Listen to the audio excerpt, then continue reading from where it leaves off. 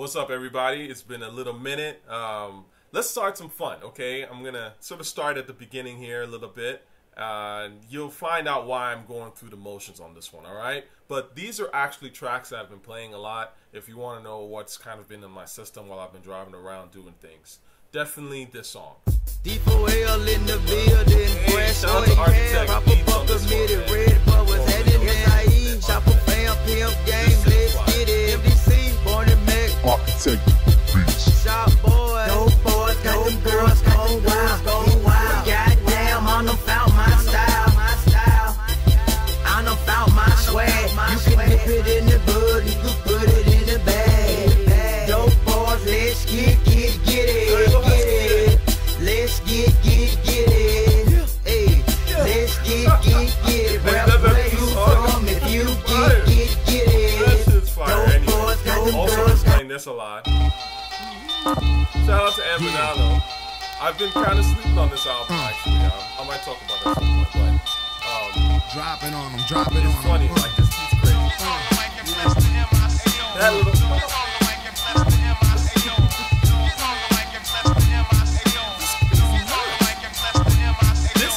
Classic example of, again, this is the stuff that lasts in hip-hop. It'll never be popular because the average person cannot wrap their heads in the funk, or because it's some other shit, right? Hip-hop's supposed to be weird.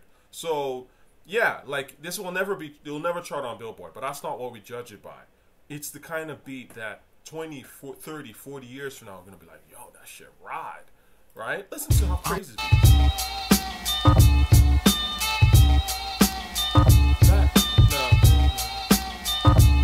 Even you take out this part, just keep it basic.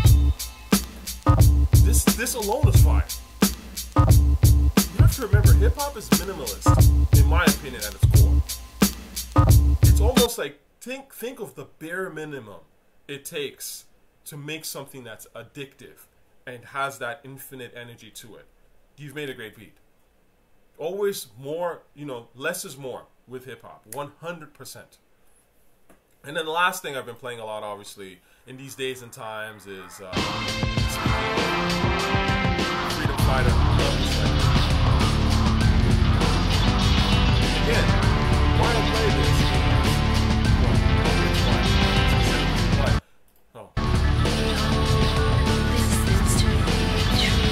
This is a great song.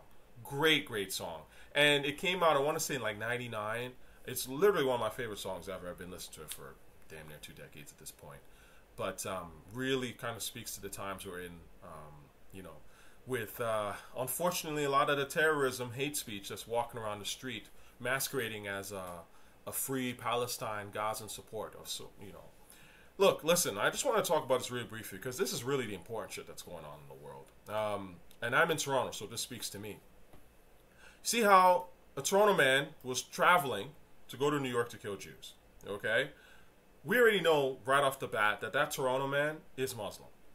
That one, like, I can just guess. I'm like, he's either a Nazi, a literal Nazi, like a white supremacist type, or most likely a Muslim. Especially at this type of days and time, that's an Islamist.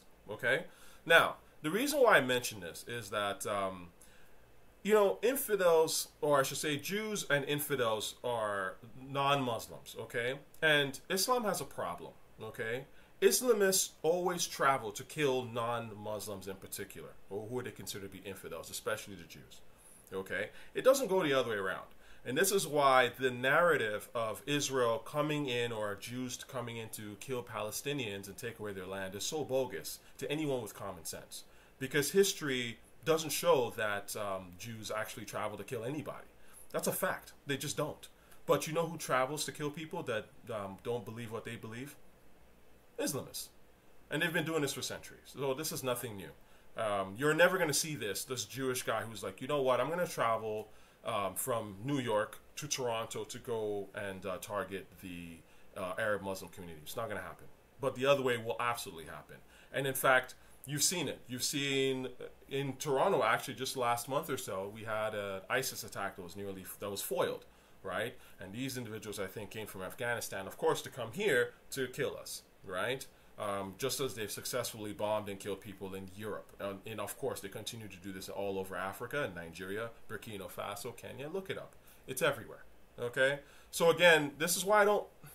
The Free Palestine thing is such a scam that it's actually mind-blowing. If you just look at it for a little bit of a second, right, you'll see how fake it is and how, honestly, how full of hate speech it really is. And I'll tell you, you know what this is really about? Free Palestine is a cover for establishing Sharia law. That's really what all this stuff is really about. See, this is Toronto. You have jihadis, Islamists praying in the streets who are trying to demonstrate force as they Islamize us. That's what this is about. How do we know this? We lived in the Middle East. The patterns are obvious. This gentleman that posted this video, Salman Sima, is Iranian. He fled the IRGC and was captured by the IRGC and tortured. He would know. IRGC is Iran, Islamic Republic of Iran, right? So he would know. We know. This is the thing. Like, I grew up in the Middle East, so when I tell you these things, people go, oh, Tochi, you're a hater, you don't really know, you're Islamophobic. It's like, that's all nonsense to, you know, distract from the obvious, right? And again, I don't have a problem with Arab Muslims as all in terms of people. I love all people. But we should be honest about what's actually happening, okay? The truth of the matter is that Islamists are running wild out here. They know they are. And they're actually lying to us and pretending that it's the other way around, that they are a persecuted group and that somehow Israelis and Jewish people came in and started killing them. It's nonsense. Anyway, why do I bring that up? And especially with the songs that I played. Well, you might say, Tochi, this politics has nothing to do with anything. It's very actually important. Aside from affecting what is going on in our daily life, but also with this review of this new LL album. And I'll get to it.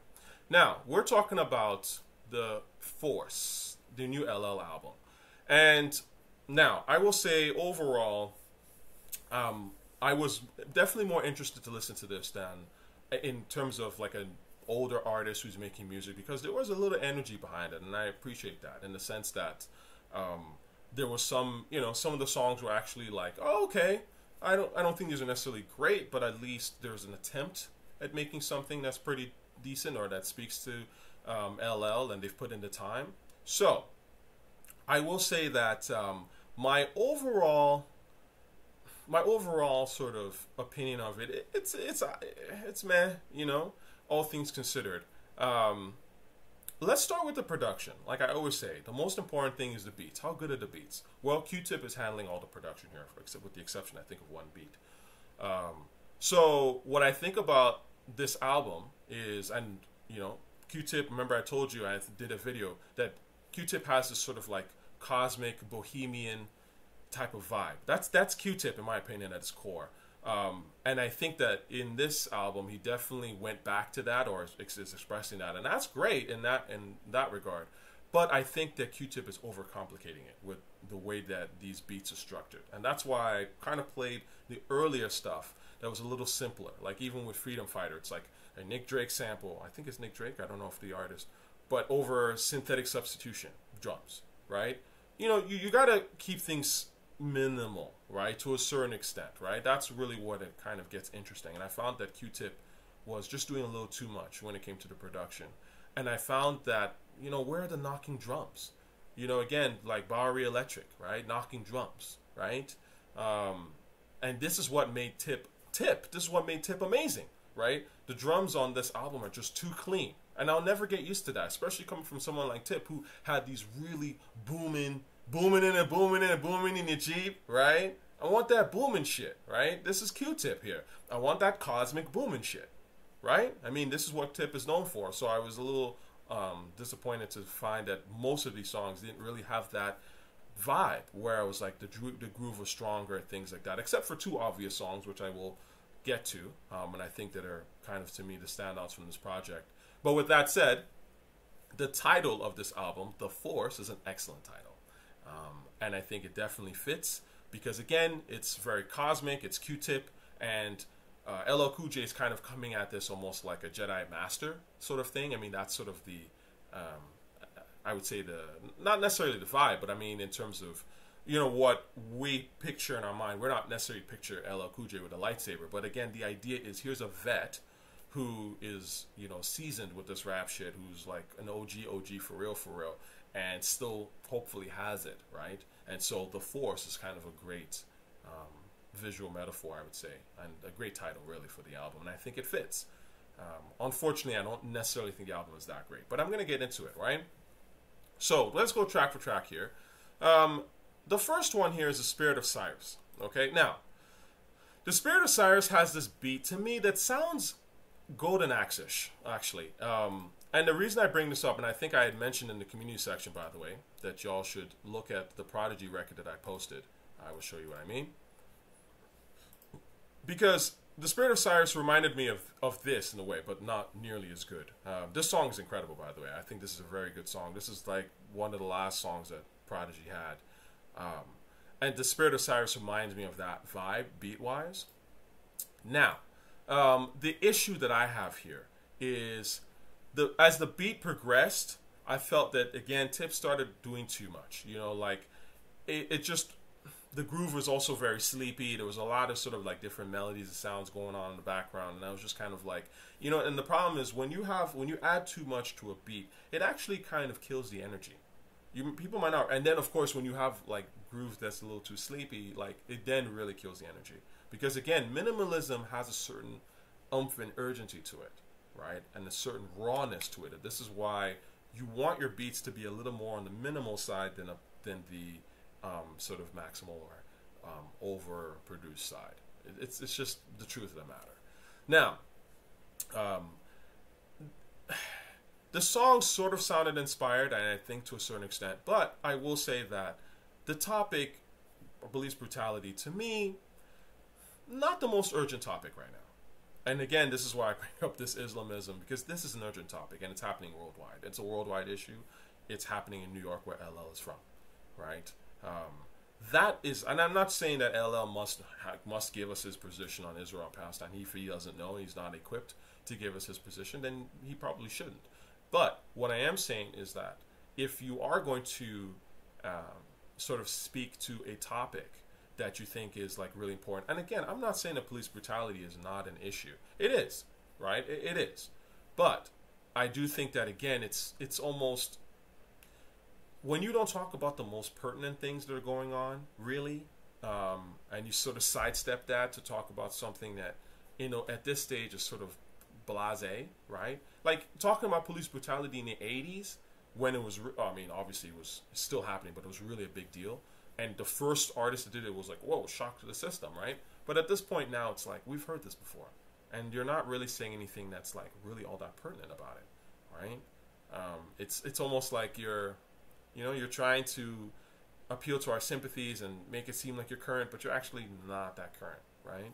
Like, what's your take on you know, Islamism, really? If you're gonna go current topics, and I love the fact that LL would love to try that, or I should say, I do appreciate that he's sort of thinking, but again, I would have just gone a little deeper. Okay, so that's just my opinion on that. This track, not for me necessarily, like a lot of them. The next one, The Force. This was, man, yeah. This beat, it had, again, that cosmic vibe, right? You feel like you're in the stars, right? Very much of that sort of like late 70s, early 80s cosmic vibe thing that you would get from Q-Tip, or at least what he was kind of listening to and what he was inspired by. But I found that this beat didn't really fit LL's voice, in my opinion. Now, I like the Michael Jackson vocal. It was a cool touch, but it also doesn't give the song much energy either. Like, the chorus was just kind of lackluster. So, not for me. Now, Saturday Night Special. You already know what I think about this. I talked about Saturday Night Special in a video here. So, if you want to find older videos that I've done, you simply just go here. Let's say Saturday. Right? And you'll see Uptown Saturday Night, 25-year appreciation. LL Cool J. Saturday Night Special featuring Rick Ross, Fat Joe reaction. This one got quite a bit of hate, because even me, I'm kind of looking at it like, what the hell? But I talked about this already, so you already know the vibe. Not a song that I cared for. I thought it was weak. Now, number 4 here was Black Code.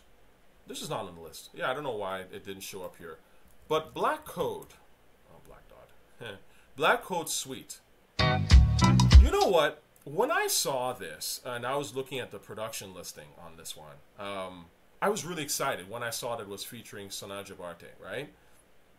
Now, let me tell you who tochiRTA are. I don't know if I'm saying their name right, but I saw that and I go, whoa, tochiRTA, right? Like, I love one of their songs. Love, love, love. I feel like I was one of the first people to ever be up on these guys. And I take pride in that, okay? But I love music, man. I love good fucking music. And you know what? I'll prove it to you. Because I remember when they came out. Let's see here. I will show you the... this song is one of my favorite songs. Because again, I'm writing Blood World. You see the Africa shirt. I'm writing Blood World set in Mali. I love Mali. I've always really liked Mali music. So I pay attention to who the new Mali artists are. I do try to. And I remember this song, Yarabi, and I still think the song is phenomenal. Right? Absolutely phenomenal. You should listen to it. And this was posted 13 years ago. Oh, look at me. Great tune. 13 years ago.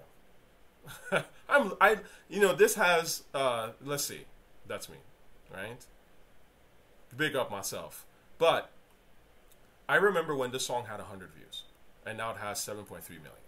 I'm being honest with you. I was literally in the first 100 people to listen to it. And for some reason, I don't even know how I found it. It was like kind of like the day it got posted. I remember... like it was like maybe it was from like an article or something like that, again, because I just happened to really be into music from Mali, and so I heard it and I was like, whoa. And it's interesting because some of this music is now slowly making its way into, like, I think in some Black Panther, like in the Black Panther movie, there's some Mali music. I've been saying this for years. This is why, I don't make music, but I have a lot of ideas. And I think that Mali is, there's a treasure chest of music there that people should sample. I'm just keeping it real. I'm kind of taking the cat out the bag, but like that shit is real. And it always blows my mind when hip hop producers just stay sampling the same old shit.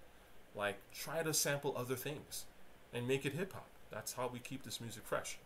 So anyway, getting back to Black Coat Suite, this song was okay. It was all right. Like, the beat had a kind of like a cool, almost Timbuktu vibe, like I've said. And it could have been done better, though. It really could have been done better. And the truth of the matter is the song is a little too world music for me, right? You got to make it into hip hop. I know how. Holla at your boy if you're interested. But like, you got to make it more hip hop, in my opinion, in terms of the actual song. But I think the idea is great. He had some lines in there like, only crossover I support is Kyrie. I thought that was kind of cute. That was cute. He's like, I'm the underground Harriet, the swing-low chariot, backyard smoker, fried okra and asparagus. I was like, oh, okay, all right. Just for whatever reason, just took me back to like hanging out Bed-Stuy, that kind of shit. With, what y'all call that, I think, in Bed-Stuy fish fry or some shit? Let me see. Is it Bed-Stuy fish fry? Yeah. So, that's what it just made me think of that. Like, you get the fish fry and then you can get some okra on this. Anyway. So, I like that line. It just kind of took me back. So, this song, meh, all things considered, but I definitely like that at least. And this goes back to LL being somewhat inspired and doing something unique. And so I give him credit for that. I give him credit for actually trying something a little bit different here. And I just want to see more of this kind of thing. There's all kinds of sounds out here, yo. You don't have to get stuck in 70s soul music and 70s indie or whatever, right? Like, there's more out here. Now, the next song on this list is, let's see here, Passion. We already know about Passion. This, to me, personally, is the best song so far and the best song on the tape, right? It has the strongest groove. You'll notice, right? Right away, you're like, right? Oh, right away. Again, this is the importance of this stuff. It's important of having a strong groove. And you'll notice that LL sounds much more comfortable on this. He's more kind of in pocket when he's rapping. He just sounds more natural. Told you I was postmodern, contemporary Queens niggas vibes is Harlem, right? And he's just swagging. Because again, this is the importance of having strong grooves. it's, you know, if you're talented, it's the perfect vehicle to swag out and kind of dance vocally on shit, right? Baby girl is laughing because my slang is old-fashioned. That's always been a problem, Dennis. No passion, right? Like, great line, by the way, and very true. That's the problem with rap. There's no passion in it, right? And but again, it's been like that for like 20 plus years. It's all very cynical. It's very like, I can do this to get on, you know, and to get girls and cars. Like, that's it. All these guys, you know. And so the music, the love for the music isn't there. Whereas back in the day, much more. I mean, there were obviously people who were cynical and just wanted to get on. But even for those who wanted to get on, they wanted to get on because they loved music. And they were like, look, I love music, I love girls, I love money, right? So let's mix all these things together, right? And hip-hop's the perfect vehicle. So, you know, it's still much more honest than somebody who doesn't even care about rap at all, but it's like, this, I can get on like that. I don't want to hear from that kind of individual, you know what I'm saying? Anyway, the next song on that was Proclivities. And this, to me, was the second best song on this whole album. You see, like, again, the beat, there's already, like, again, a bit of a groove going on. This is what's important. And I think, again, my issue with most of the beats, with the exception of this one and Passion, is that the grooves were just so, like, the drums were too clean, and it was just sort of way too laid back and didn't have that groove to it, right? Again, what I know Q-Tip for. So LL says that this is one of his favorites. I can see it because, again, and I did do a review talking about Passion and Proclivities, if you go on my channel as well, specifically those records, because I felt like that's kind of LL's pocket, right? It's this sort of, you know, like this song has this sort of cosmic stripper vibe going on.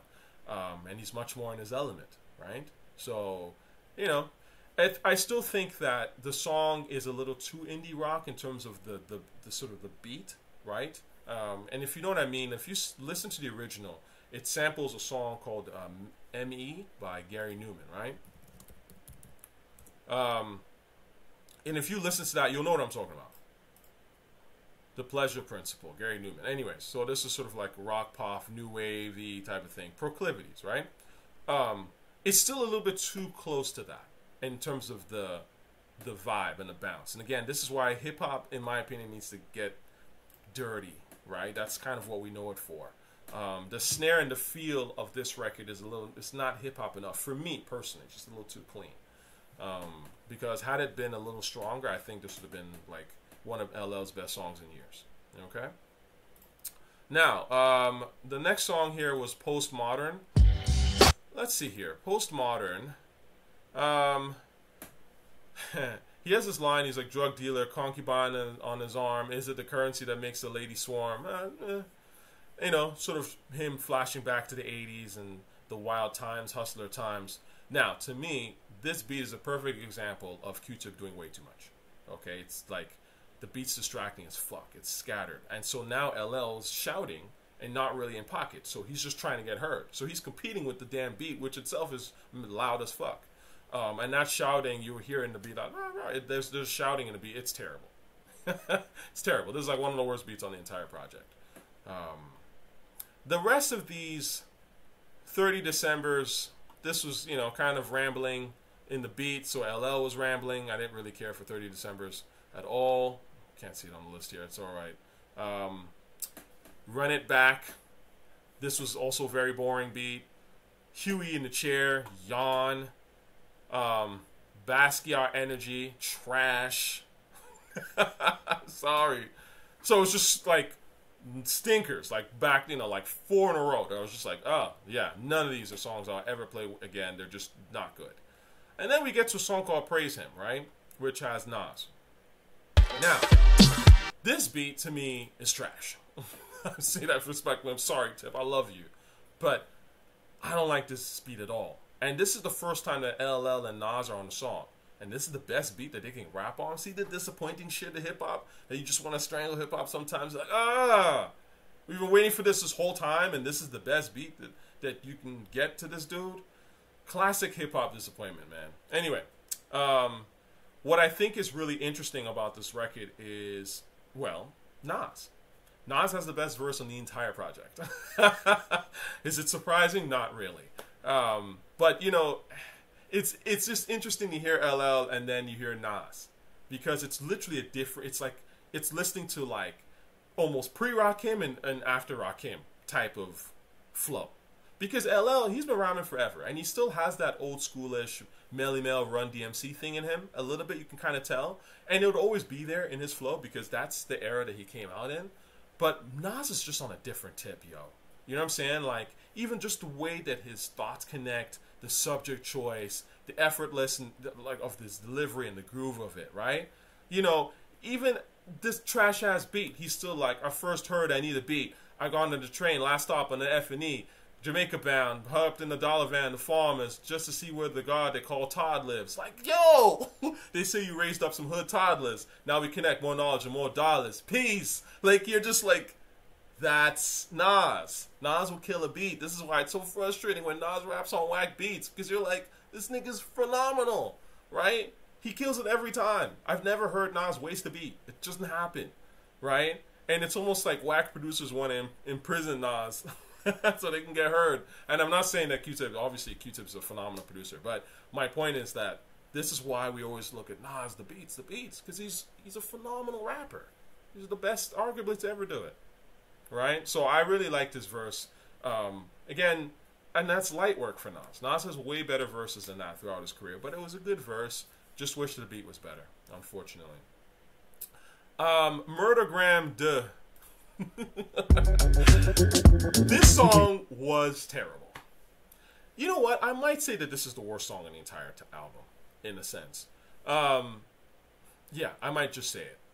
You know why? Because the beat is lame. And it sounded like, when I heard it right away, I was like, this sounds like Eminem made this beat. Like, it sounds like Without You or some shit. Like, something goofy like that. And then I looked at it, and it was like, oh, of course, Eminem did help make the beat. Of course, it's an Eminem song. This is literally an Eminem-type record. This is why it probably has higher views, let's see, 97K, compared to Basquiat, let's see, 9.6. See that white difference? Now, okay, sure, you're going to say, well, you know, features. Okay, well, fine. Well, let's look at Nas, right? 36. See the difference? See the difference, yo? That tells you right away why everyone wants to be friends with M, why Eminem's presence in rap is so glorified.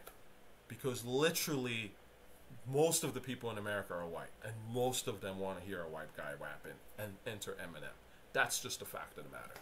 Anyway, so I didn't care for Murdergram, Deux. Murdergram, Deux. I didn't care for this at all. I just thought that this was a whack song on multiple levels. It has that novelty, you know, like Q-Tip's music doesn't have novelty in it. It's just music, you know, it's just music.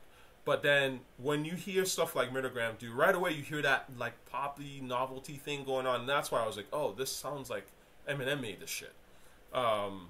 It's a very Eminem type song, and even Eminem's like, we're gonna cause a headache, and I was like, yeah, because the beat to me is grooveless nonsense. Okay, this is the wackest song here, period.